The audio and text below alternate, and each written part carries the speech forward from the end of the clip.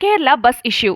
ஒரு 2 நாளைக்கு எந்த சோஷியல் மீடியா பேஜ் பக்கம் திரும்பினாலுமே இந்த இஷ்யூ தான் பெருசா பேசப்பட்டுக்கிட்டு இருக்கு. இந்த வீடியோ பார்க்கறப்ப நிறைய பேர் என்ன சொல்றாங்கன்னா, இந்த வீடியோ பார்க்கும்போது அந்த பொண்ணு மேல தான் தப்பு, அவர் மேல தப்பே கிடையாது, அவரை பார்த்தா இடிக்கிற மாதிரியா இருக்கு அப்படின்னு அவர் சைடுக்கு சப்போர்ட் பண்ணி சில பேர் பேசுறாங்க. அதே மாதிரி அந்த பொண்ணு இந்த வீடியோவை எடுத்துட்டு போய் டைரக்டா போலீஸ் ஸ்டேஷன்ல கம்ப்ளைண்ட் கொடுத்திருக்கலாமே, எதுக்காக சோஷியல் மீடியா பேஜ்ல பப்ளிக் பண்ணணும்? அப்ப இதெல்லாம் ஒரு ஃபேம்காக தானே பண்றாங்க அப்படின்னு சொல்லிட்டு அந்த பொண்ணை பத்தி நிறைய பேர் பேசுறாங்க.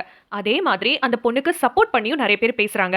இதே வீடியோவை எடுத்துட்டு போய் போலீஸ் ஸ்டேஷன்ல கொடுத்திருந்தா இதுக்கு ஆக்ஷனே எடுத்திருக்க மாட்டாங்க, அதனாலதான் அந்த பொண்ணு வீடியோவா பப்ளிஷ் பண்ணாங்க அப்படின்னு சொல்றாங்க.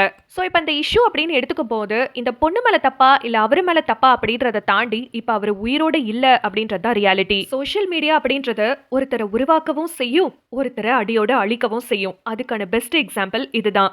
நிறைய பேரு நிறைய டேலண்ட்ஸோட சோஷியல் மீடியா பேஜஸ்ல நிறைய கனவுகளோட அவங்களோட டேலண்ட்ஸை இன்ஃபியூஸ் பண்றாங்க. ஆனா இதுல எனக்கு மனசுல பட்ட ஒரு சில விஷயங்களை நான் இங்க உங்களுக்கு ஷேர் பண்ண விரும்புறேன். அதாவது சட்டம் அப்படின்றது நம்ம எல்லாருக்குமே பொதுவானது தான். அதுலயும் பெண்களுக்கான சட்டம் அப்படின்றது இப்பதான் கொஞ்சம் கொஞ்சமா வளர்ந்துகிட்டே வருது. இப்படி வளரும் போதே அதை கிள்ளி விட்டு அதை அடியோடு அழிக்காம அதை ப்ராப்பரான வழியில பயன்படுத்தணும் அப்படின்னா எல்லாருக்குமே நல்லதுன்னு நினைக்கிறேன். ஏன்னா எதுக்கு சொல்றேன் அப்படின்னா, நாளைக்கு உண்மையாவே இந்த மாதிரி ஒரு விஷயம் நடக்குதுன்னு வச்சுக்கோங்களேன், அது எப்படி தெரியுமா பேசுவாங்க?